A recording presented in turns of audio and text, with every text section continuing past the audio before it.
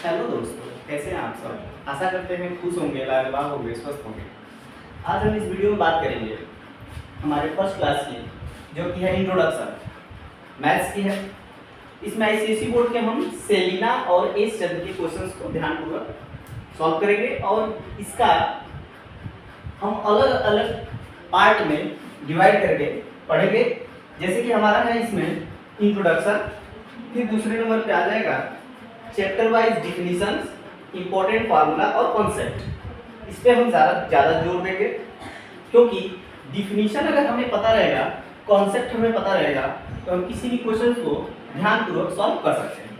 ठीक है, तो इस थर्ड नंबर आता है आपका every exercise question solve solution. हम सेलिना के और एस चंद की प्रत्येक एक्सरसाइज का एक एक क्वेश्चन को हम कॉन्सेप्ट वाइज सॉल्व करेंगे और आपको बताएंगे। ठीक है, फोर्थ नंबर पे आपका आता है important questions for board exams. Okay, क्योंकि आने वाले हमारे समय में बोर्ड एग्जाम भी है, उससे रिलेटेड हम बोर्ड एग्जाम्स को भी ध्यानपूर्वक दिमाग माइंड में अपने रखेंगे और उस क्वेश्चंस को भी ध्यानपूर्वक करेंगे जो हमारे इंपॉर्टेंट क्वेश्चंस हैं। ठीक है, और फिफ्थ नंबर पे आता है आपका जो कि हमारा क्लास का इंट्रोडक्शन है। चूंकि तो इसमें हम पढ़ेंगे मैथमेटिक्स क्लास 10th की एस चंद का चैप्टर 1 जो कि जीएसटी है। ठीक है, जीएसटी होता क्या है? जीएसटी का फुल फॉर्म होता है goods and services tax. Goods and services tax ये होता क्या है? सबसे पहले ये हमारे इंडियन गवर्नमेंट ने टैक्स जारी किया जो कि सबसे ऊपर है। कुल मिला के ये बोले कि हम इसमें सभी प्रकार के टैक्स को एक साथ ऐड करके ही हम करते हैं। तो सबसे पहले बात आती है कि जीएसटी होता क्या है। What is GST? जीएसटी हम पढ़ेंगे कि GST are goods and services tax is a tax that customers have to bear when they buy any goods or services such as food, clothes, electronics, items of daily needs. Okay, transportation, travel, etc. The concept of GST is that it is an indirect tax, that is, this tax is not directly paid by customer to the government. मतलब कहने का मतलब ये है कि यह एक प्रकार का ऐसा टैक्स है जो कि आप सामान खरीदने जाते हैं तो जो दुकानदार होता है वो बोलता है भैया आपका इतना रुपए का पेमेंट है, ये मार्क प्राइस है, और उसके बाद ये 10%, 5%, 12%, 18% आपको जीएसटी देता है। वो जीएसटी जो ऐड करता है वो आपके सेलिंग प्राइस पे करता है। मतलब अगर मान लीजिए कि उस ऑब्जेक्ट में हमारा डिस्काउंट है तो आपको उस एमआरपी पे डिस्काउंट देगा। डिस्काउंट देने के बाद आपको वो सेलिंग प्राइस देगा। उस सेलिंग प्राइस के बाद हम जीएसटी निकालेंगे और जीएसटी निकालकर हम सेलिंग प्राइस में ऐड करेंगे, तो जो हमारा पेमेंट बनेगा वो हमारा नेट पेमेंट होगा या नेट प्राइस होगा। ठीक है, फोर्थ नंबर बात करते हैं टाइप्स ऑफ जीएसटी। देखिए जीएसटी चार प्रकार के होते हैं, एसजीएसटी, सीजीएसटी, आईजीएसटी और एक लास्ट होता है यूजीएसटी। तो आपके जो बुक में है वो आपका आईजीएसटी है, एसजीएसटी है और सीजीएसटी है। एसजीएसटी का मतलब ये हुआ स्टेट जीएसटी। स्टेट जीएसटी वो जीएसटी होता है जो आपके इंटर स्टेट में ही रिलायबल होता है। मतलब ये हुआ कि अगर आप एक स्टेट में ही अपने सामानों की व्यापार करते हैं, मतलब एक्सपोर्ट या इंपोर्ट करते हैं एक डिस्ट्रिक्ट से दूसरे डिस्ट्रिक्ट में, उसमें जो हम टैक्स भरेंगे वो हम भरेंगे आपका एसजीएसटी का। ठीक है, सीजीएसटी, सीजीएसटी में होता है सेंट्रल जीएसटी। मतलब ये हुआ कि वो हमारा स्टेट गवर्नमेंट, देखिए एसजीएसटी जो होता है वो स्टेट गवर्नमेंट के लिए होता है और सीजीएसटी जो होता है वो हमारा सेंट्रल गवर्नमेंट के लिए होता है। तो एसजीएसटी और सीजीएसटी को ऐड करते हैं तो हमें मिलता है टोटल जीएसटी। टोटल जीएसटी वो हमें मतलब कि दुकानदार को, शॉपकीपर को हमें देना होता है, तो वो बोलेगा केवल GST. GST paid on each transaction is divided into two equal parts. For the center is termed as CGST. मतलब जो GST दो पार्ट में डिवाइड हो जाता है, दो पार्ट में डिवाइड होता है, एक SGST और CGST।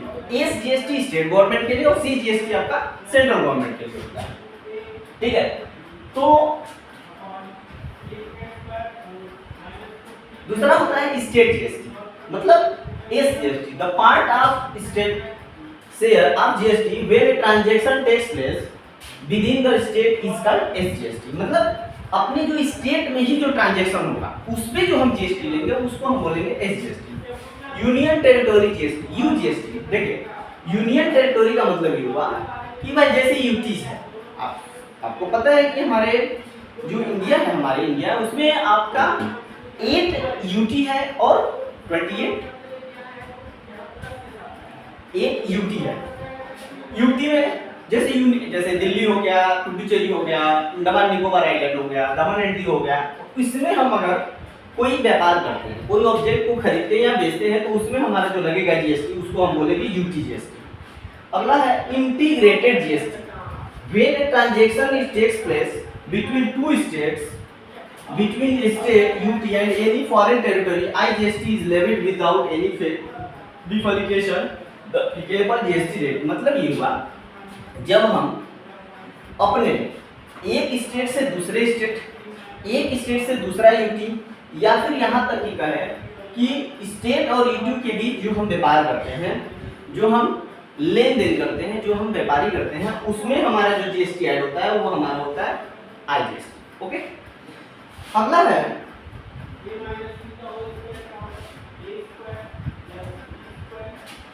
Important formula. सबसे मोस्ट इंपोर्टेंट पार्ट है आपका इंपोर्टेंट फार्मूला। इसमें देखिए जीएसटी कैसे निकालेंगे। जीएसटी निकालने के लिए एक ही तरीका है। जीएसटी जैसे जीएसटी जो है वो कैलकुलेशन कैसे करेंगे। अगर जीएसटी को ऐड करना है तो जीएसटी को ऐड करना है तो हम क्या करेंगे, सबसे पहले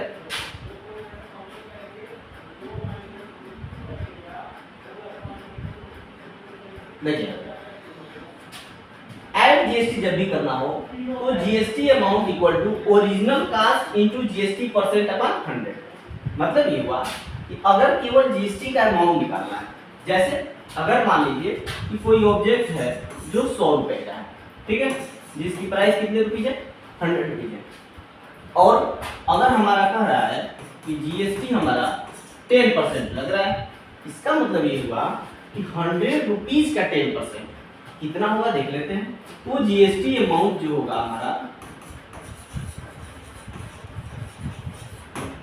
इक्वल टू जीएसटी, मतलब हमारा कास्ट प्राइस कितना है, 100 रुपीज है, और हमारा जीएसटी कितना है, 10% है, तो हमारा जो जीएसटी अमाउंट होगा वो हमारा हो गया 10 रुपीज।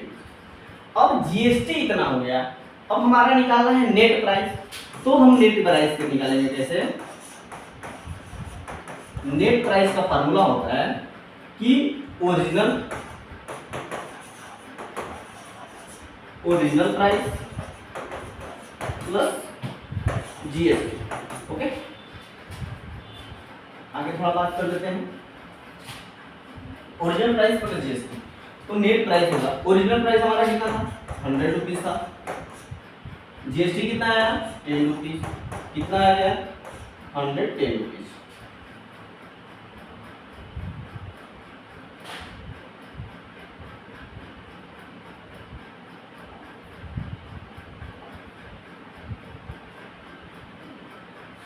मतलब वो जो आएगी वैल्यू वो हमारी आएगी 100।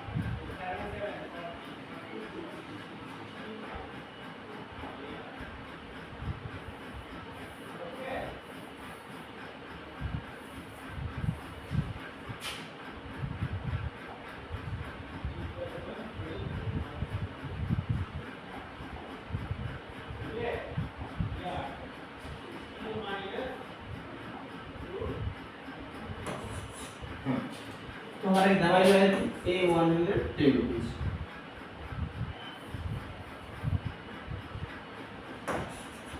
110, ठीक है।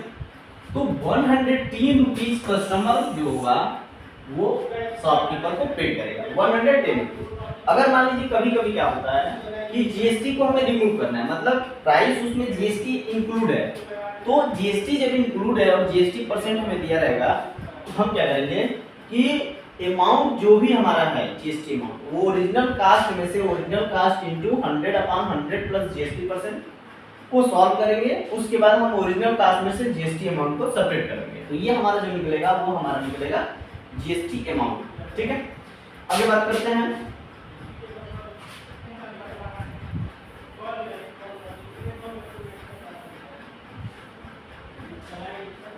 जैसे एक्सरसाइज हम फर्स्ट बात करते हैं। एक्सरसाइज फर्स्ट में ये कह रहा है, ये एक्सरसाइज का एक्सरसाइज है। An article is marked at 15 rupees. A dealer sell it to customer at 10% profit. If the rate of GST is 12%, find the selling price excluding tax of the article. मतलब ये हुआ, एक दुकानदार है, उसने क्या किया कि अपने आर्टिकल का मार्किंग जो किया वो 15,000 किया। कितना किया? 15,000 किया। एक डीलर है जो कस्टमर को, वही डीलर कस्टमर को 10% के प्रॉफिट पे दिया, मतलब इसका मार्क प्राइस का 10% के प्रॉफिट पे दिया। If the rate of GST is 12%, find the selling price of the article, the amount of tax paid by the customer और the total amount paid by the consumer. तो हम तीनों part निकालेंगे। सबसे पहले बात हम करेंगे the selling price of the article, ठीक है।